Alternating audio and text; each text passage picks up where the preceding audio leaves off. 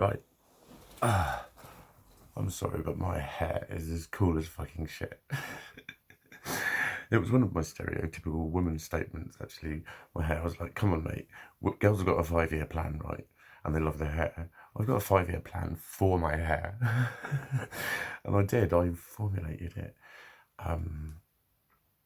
Not long after I'd had them, when they were like that long. There was I think 9 originally, but it was as much as my head as you could do. And it looked pushier than it was, actually. I think it was 9 or 10. But like, this is how I've dreamed it to be for months. I've wanted it to look like this, but it is long enough to just hook behind my ears and not keep falling down. It's long enough so that I shouldn't eat it, because I can keep it out of the way, because I was fucking eating it a lot. But it sparks me off onto one of my automatic thought trains, and it's an example of how there's an automatic reaction in me of I'm vain if I like how I look. I get the feeling of cutting myself off that presents as a fucking eye-rolling feeling. But it's also like, when I think of this renowned for brightly coloured clothes, schizotypal affect, but many times, and with quite a few people, everyone I've ever said it to, and there's been plenty, when I say it feels like me, and they give this real deep knowing sort of nod. I know what you mean, I know what you're saying. And a lot of people have said it looks exactly like you. And so this bit's been missing. So why would I not feel a little bit more complete? And there's an irresistible comparison to, girls express joy so fucking more freely, and I find it beautiful. And when you see their happy little smile because of their new hair and they love it, I love that shit. I always have. I've always found it really fucking endearing, and it's probably why girls want to be my friend more than go out with me, I suppose. It's because they were talking to a girl. I just didn't know it. She looked like a man or something. But there's a lot of, all of this shit just seems to be, the whole female, in my world of spirituality, being able to embrace the divine feminine is a big step. It's part of the, the sort of absolution of oneself and all that kind of stuff. In a very sexist world, both fucking ways, it's good to not fear femininity, not be fearful of women and all that sort of crap. I'm happy to look up to a woman if she fucking earns it. You know what I mean? I don't like blindly discriminating and indiscriminate glorification of anyone. You know what I mean? You got to do more than just be female. And so have men. You're allowed to talk about be a real man. Well, yeah, okay, be a real woman. Don't be a silly girl. You know what I mean? I think that cuts both ways. Anyway, this isn't about fucking. This is supposed to be about mental health, and it predominantly is, because it's about my mental health and how the woman, the fucking beautiful bitch within, whatever, my pretty little girl, has fucked me up royally because of my conditioning by society and all sorts of fucking shit. Like I say, there have been many determinant factors that have caused me to be this hilarious. So that's one of them. But like, it's made such a fucking difference. It's made such a and what was it? This one. This is one of my favourites, actually. It's quite simple, but this was like the which one is it? I can't. That one. It's just pink and great, but look at that bead. It's wood with little, and I found that, and I was like, that is gorgeous. And then it was the younger woman, I'll say the girl, but she did a few of them before my lunch, and then the older lady, the big mama, she was like a machine. She like, there was a little pattern, and she'd just be smiling and then tapping away. Fucking love Africans. When I do impressions of them, people think I'm being racist. I love that accent. It's just, they're amazing. I love, like, just pure. She actually said to me when I went in there after I finished this guy, she said, "You mean you wanted to look African. And she was so proud. I was like, fucking right. I said, I love African, not just African, Indian, Oriental. They just love their swirling, beautiful fucking colours, man, and so do I. And it's so much more embraced. Why would I not love that part of their culture? But I was passing her the beat, and that's it. I also like that because I kind of was starting to let her design it, because I could tell she'd done one, and I could tell she was being creative, and she was asking me things. And she pulled up one of the brains and said, how about I do this one like this? And she said, so it's a kind of hybrid one of two different techniques. And it's got the best bead that I picked out. And I just fucking love that bead. And as I handed her the bead, she was like, I like your nails. And I was like, I love having a normal conversation with a girl about my false fingernails. I get a real fucking kick out of it. I got chatting to a girl in a shop over nails, and that's why I make comments about it, because I love it. Because it's a part of me that I was really fucking awkward about accepting, and I found this, albeit stereotypical, way of expressing it. And I love how comfortable I am with that. I don't feel like this sissy failure fucking... I don't think it makes me ungo out with a ball. That's not part of my ungo out with a ballness that I have been blessed with. It's because I'm a fucking swirlwind of emotions. Swirlwind. What a great word. I just invented in my head. I am, and that's a part of this. Is like, I thought I was a little bit angry last night. I don't know. I guess I'll find out. I was really feared up about those two videos, but I was thinking, mate, this is the sort of shit. These are these loops that you keep getting stuck in, and you've got to go, hang on, stop.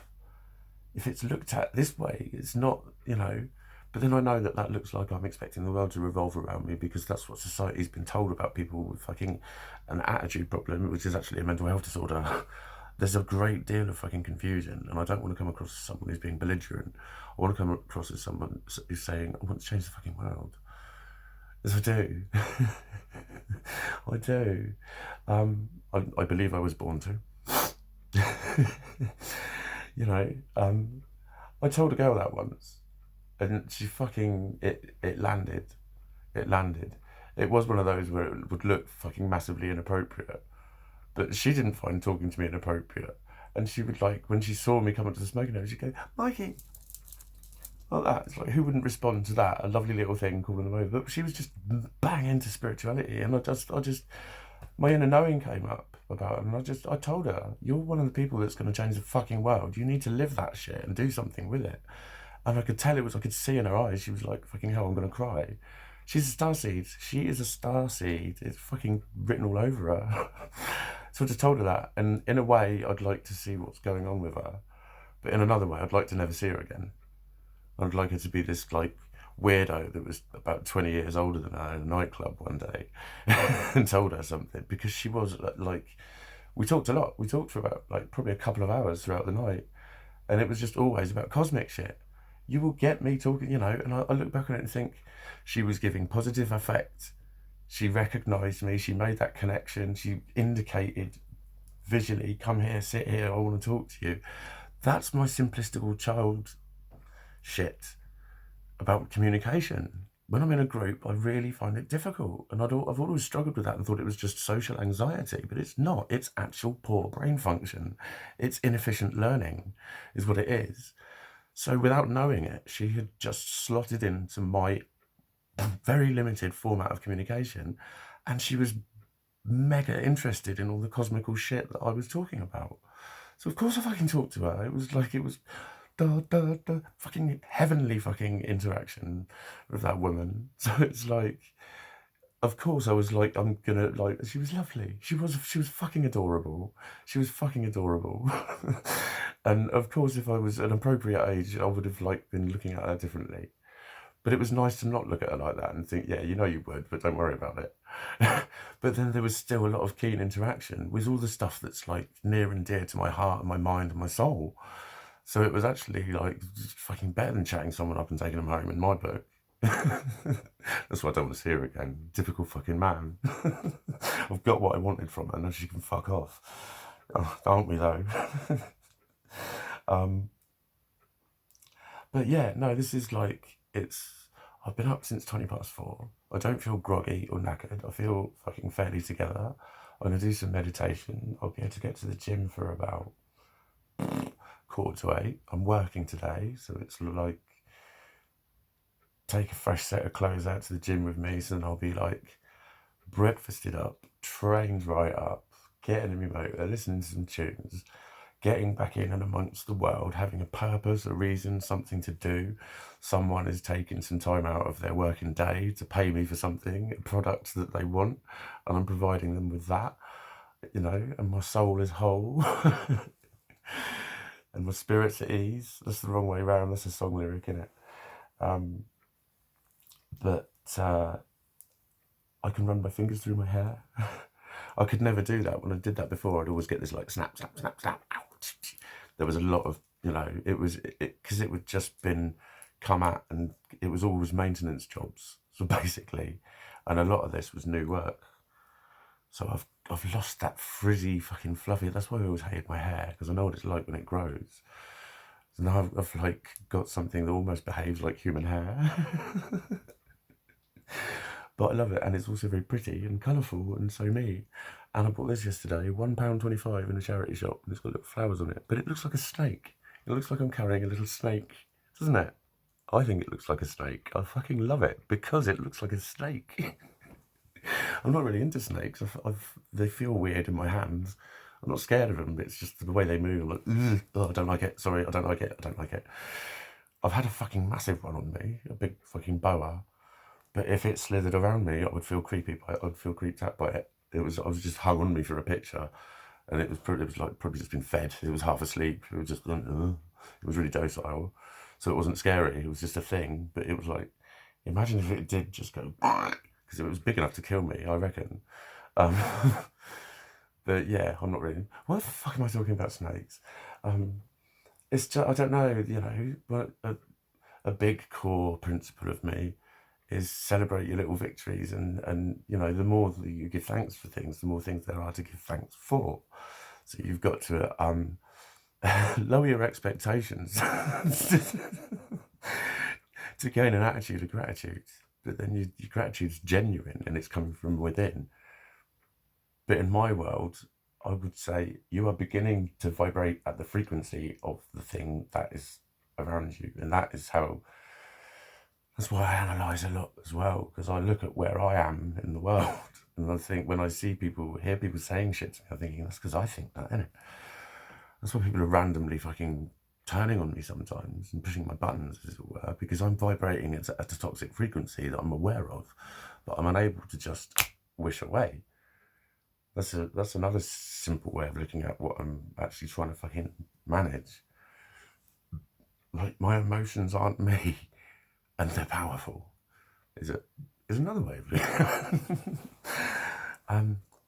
But I know I feel so much more chippety, but not in my kind of hectic, annoying kind of way. I just feel clean. Does that make sense? Not organised. I don't think I'm organised at all. But it's just, I think sometimes having a plan of things to do and getting out there in the world, because that's how kind of fragile I am at the moment. It is also a big wide world, but it's just a true thing that I'm going through. But it's like, right, gym and gym and gym, because that's what I used to be like for years. That was my hecticness. That's where the energy came out, was in being busy and doing. I've only got an hour. I've got to go fucking train. You know, I can't stop. I was often like that because I was always fucking preoccupied. And there's that side of me, but I think that side of me isn't always helping. And I've got to a place now where I'm just thinking, yeah, that actually, I know I'm going to do it, which is awesome. So I've recorded it. I've still got another one to upload from last night, and it might even be another one of the sort of a bit political ones. But then I knew I'd have haters doing this because of a lot of the things a lot of those general principles that I've organised down into little interactions. That's why I was worried people think I'm having a bitch at them personally, because I think, is someone going to think I'm speaking under... I never do. I'm never fucking purposefully intertwining anything. I mention specific people and what happened and shit. But I know that I've got a lot of confusion and bitterness, and I often talk about interactions, and I just think, I don't know, I'm paranoid.